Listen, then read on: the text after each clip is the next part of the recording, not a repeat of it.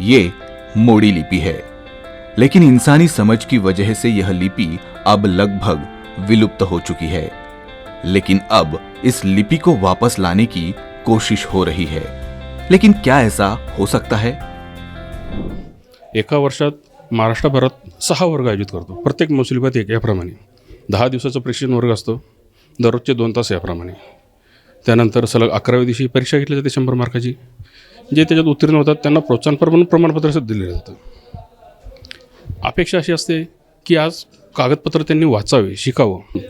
मोडी लिपीचं जेमतेम बाराखडी यावी, मुळाक्षरे वाचता यावे.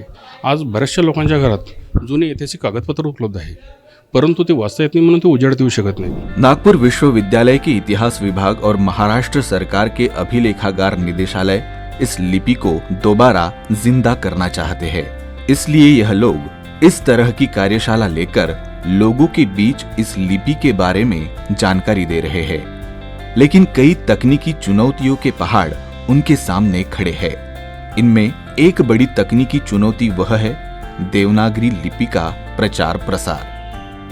मोडी लिपी ही 12व्या शतकापासून खरं तर लिपी प्रचलित होती आणि त्यामध्ये ज्या प्रकारे इंग्रजीमध्ये कर्सिव्ह रायटिंग केल्या जातात त्याच पद्धतीने मराठीमध्ये पेन न उचलता लिहिण्याची एक परंपरा होती.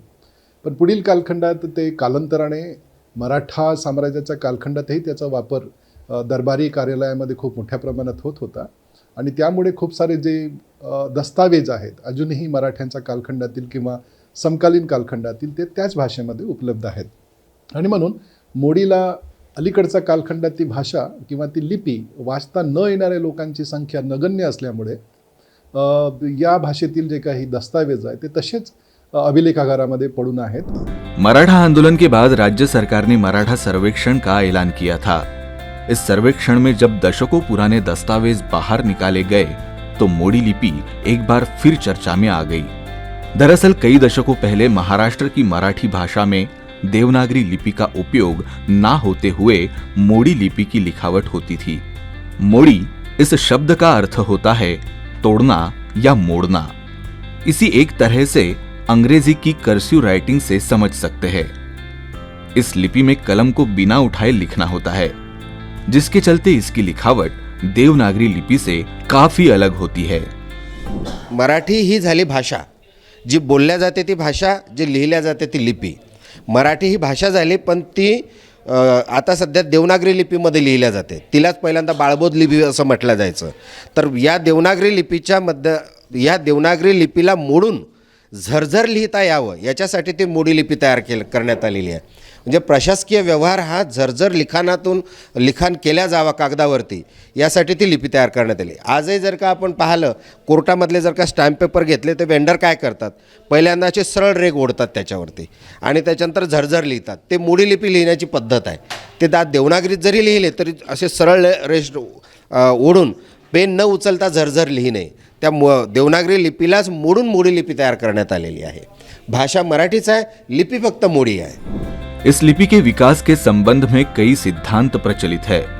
उनमें से एक सिद्धांत है कि इसे महादेव यादव और रामदेव यादव के शासन के दौरान विकसित किया गया था। एक अन्य सिद्धांत के अनुसार यादव इस लिपि को श्रीलंका से लाए थे। हालांकि शिवाजी महाराज के कार्यकाल में इस लिपि का काफी हद तक विकास हुआ।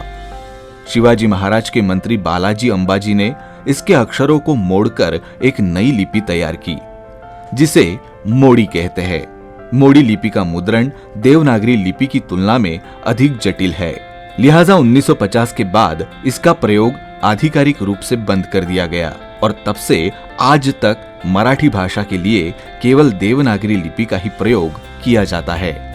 हालांकि अब कुछ भाषाविदों और इतिहासकारों ने इस लिपि को पुनर्जीवित करने का बीड़ा उठाया है, ताकि विलुप्त हो चुकी इस विरासत का ज्ञान आज की पीढ़ी तक पहुंचाया जा सके। कैमरा पर्सन दिनेश सातपुते के साथ फैजल खान, यूसिन न्यूज, नागपुर।